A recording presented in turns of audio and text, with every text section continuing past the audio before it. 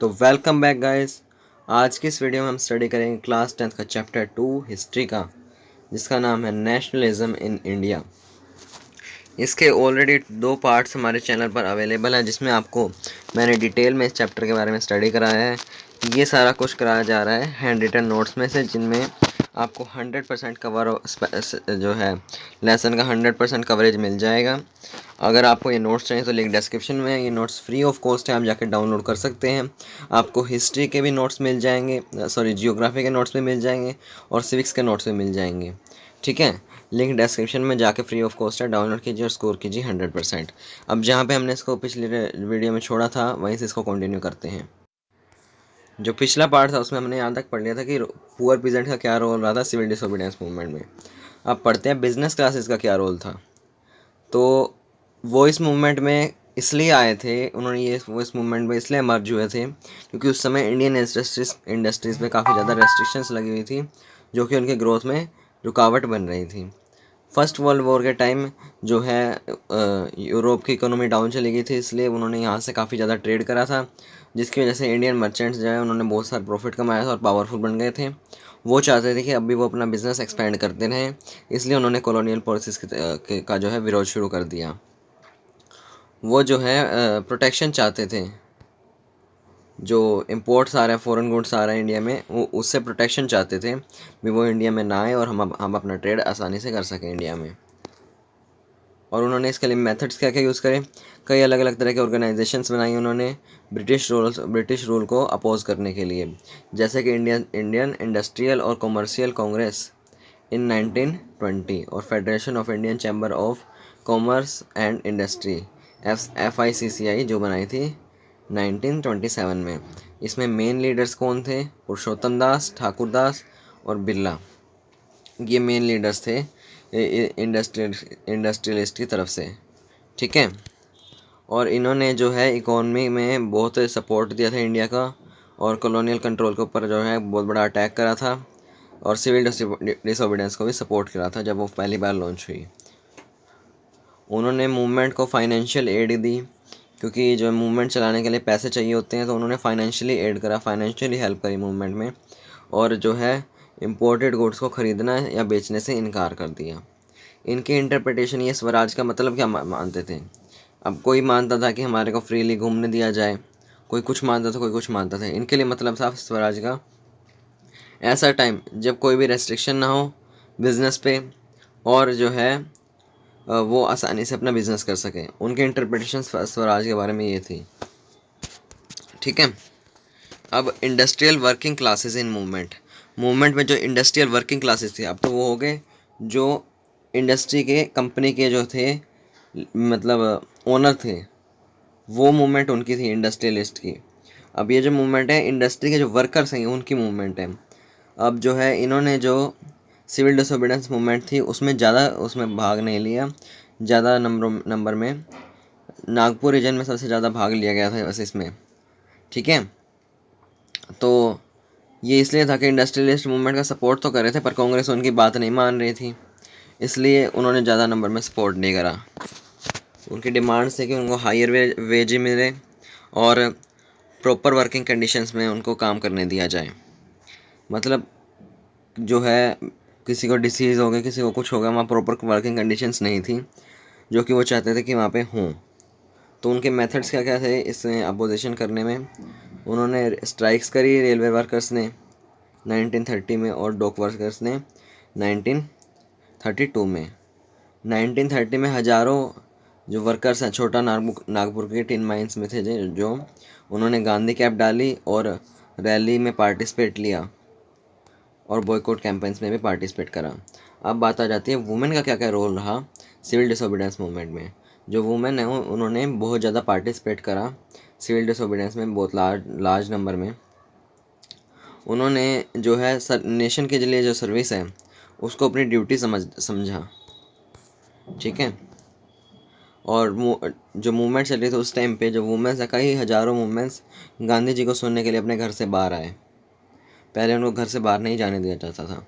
उन्होंने मार्चेस में प्रोटेस्ट्स में मार्चेस में पार्टिसिपेट करा, साल्ट भी मैन्युफैक्चर करा, और जो है फॉरेन क्लॉथ और जो शराब की दुकानें थी उनको पिकेट भी करा, उनको जलाया गया और कई जो है वुमेन को जेल में भी डाल दिया गया था पुलिस के द्वारा। अब गांधी जी का क्या रोल रहा दलित को अपलिफ्ट करने में, उनकी हेल्प करने में। काफ़ी समय से जो कांग्रेस है वो दलित को इग्नोर कर रही थी, किस लिए? जो हाई कास्ट हिंदू थे उन अगर वो जो कांग्रेस है वो दलित को सपोर्ट करती तो हाई कास्ट हिंदू उनके खिलाफ हो जाते, इसलिए वो उनका सपोर्ट नहीं कर रही थी। पर गांधी जी ने कहा कि जो स्वराज है वो तब तक नहीं, वो हज़ारों सालों तक, 100 सालों तक नहीं आएगा अगर अनटचेबिलिटी को जो है एबोलिश नहीं किया गया, एलिमिनेट नहीं करा गया। तो उन्होंने दलित को क्या कहा? हरिजन कहा, द चिल्ड्रन ऑफ गॉड। उन्होंने सत्याग्रह भी ऑर्गेनाइज करे, जो है पहले उनको पब्लिक प्लेसेस पे, टेम्पल्स वगैरह में नहीं जाने दिया जाता था दलितों को, तो उन्होंने उनकी एंट्री जो है सिक्योर करवाई। और उन्होंने कई कॉलोनीज़ में पार्ट टूर भी करा और वहाँ रहे भी, और उन्होंने वहाँ पे टॉयलेट भी साफ़ करी कि कोई काम छोटा बड़ा नहीं होता, कोई इंसान छोटा बड़ा नहीं होता, सब बराबर हैं, ये दिखाने के लिए। अब बी आर अम्बेडकर का क्या रोल रहा दलितों को अपलिफ्ट करने में? तो वो इस ओपिनियन के थे कि सिर्फ पॉलिटिकल एम्पावरमेंट ही सोशल इनजस्टिस है जो इनके साथ हो रही है उसको सोल्व कर सकती है। और उनके एफर्ट की वजह से दलितों ने अपने आप को ऑर्गेनाइज करना शुरू कर दिया। उन्होंने रिजर्व सीट मांगी एजुकेशनल इंस्टीट्यूशन में और एक सेपरेट इलेक्टोरेट मांगी, जिससे जो कि दलित मेंबर को चूज़ करेगी लेजिस्लेटिव काउंसिल के लिए। उन्होंने जो है डिप्रेस्ड क्लासेस एसोसिएशन बनाए 1930 में, जिससे कि दलितों को स्ट्रॉन्ग बनाया जा सके। और उन्हें जो है प्रत्यक्षी के रूप में भी जो है जो ओप्रेस्ड क्लासेस के प्रत्यक्षी के रूप में भी उनको सेकेंड राउंड टेबल कॉन्फ्रेंस में भेजा गया, जहाँ पे उन्होंने महात्मा गांधी से के साथ काफ़ी बहस भी लगाई सेपरेट इलेक्टोरेट मांगते हुए। जब ब्रिटिश गवर्नमेंट ने उनकी बात एक्सेप्ट कर ली तो गांधी जी ने मरते दम तक एक फास्ट रखने का फ़ैसला लिया। वो मानते थे कि जो सेपरेट इलेक्टोरेट है वो जो इंटीग्रेशन हो रहा है सोसाइटी में, जो यूनाइट कर रहे थे, वो इंडिया को इकट्ठा जोड़ रहे थे जो स्ट्रगल करने के लिए, वो उस प्रोसेस को स्लो डाउन कर देगा। और इस जो है इशू को सॉल्व करा गया पूना पैक्ट के द्वारा, जो कि सितंबर 1932 में हुआ था। और इस पूना पैक्ट में क्या हुआ था कि उसने डिप्रेस्ड क्लासेस को रिजर्व सीट दे दी थी प्रोविंशियल और सेंट्रल काउंसिल्स में, पर उनको वोट जो है जनरल इलेक्टोरेट में मिलेगा। अब बात करते हैं लिमिट्स के बारे में। सिविल डिसओबीडियंस मूवमेंट की लिमिट्स क्या क्या थी? तो इस पर कई कई लिमिट्स थी, लिमिटेशंस थी इसकी। पहली तो ये थी कि डिप्रेस्ड क्लासेस को वो बार काफ़ी समय तक जो है इग्नोर करते रहे, जिसकी वजह से काफ़ी प्रॉब्लम भी हुई। और जो है उस टाइम तक जो है जो हिंदू और मुस्लिम थे उनके बीच जो है दरारें आने लग गई थी, जिससे कि जो उन्होंने पार्टिसिपेट कम करा इस मूवमेंट में। और कुछ मुस्लिम लीडर्स ऐसे थे जो जो चाहते थे कि जो ये दोनों कम्युनिटी हैं हिंदू और मुस्लिम, इनके लिए अलग नेशन होना चाहिए और इनके इलेक्टोरेट भी सेपरेट होने चाहिए, ये मानते थे कुछ लीडर्स। और इंडस्ट्रियल वर्कर्स ने भी इसमें ज़्यादा नंबर में पार्टिसिपेट नहीं करा, जो कि इसकी लिमिटेशन से लिमिट्स थी। अब बात करते हैं जो नेशनलिज्म है उसको प्रमोट करने वाले फैक्टर्स।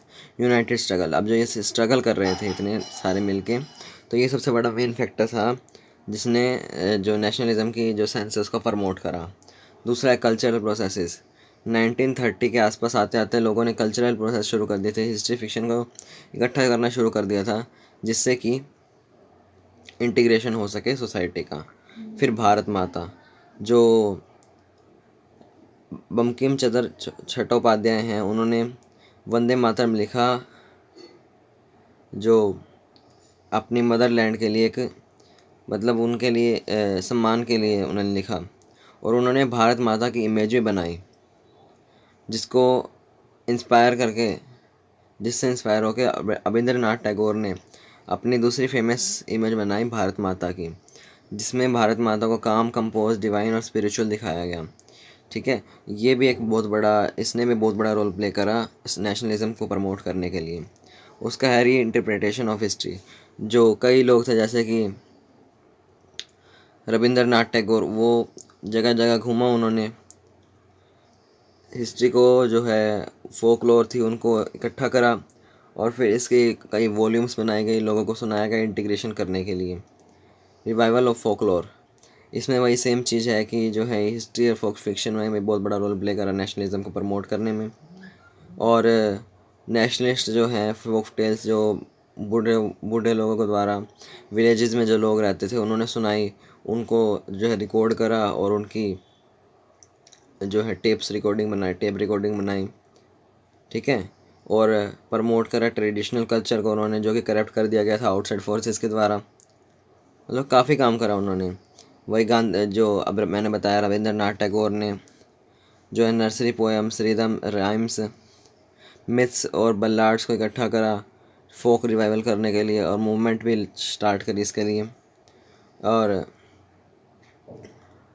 नटेशा शास्त्री ने तमिल फोक टेल्स की 4 वॉल्यूम कलेक्शन निकाली, जिससे कि बहुत बड़ा जिसने रोल प्ले करा इंटीग्रेशन करने के लिए सोसाइटी का। उसके बाद आ जाता है जो कि हमारे लास्ट टॉपिक हैं फ्लैग्स के बारे में।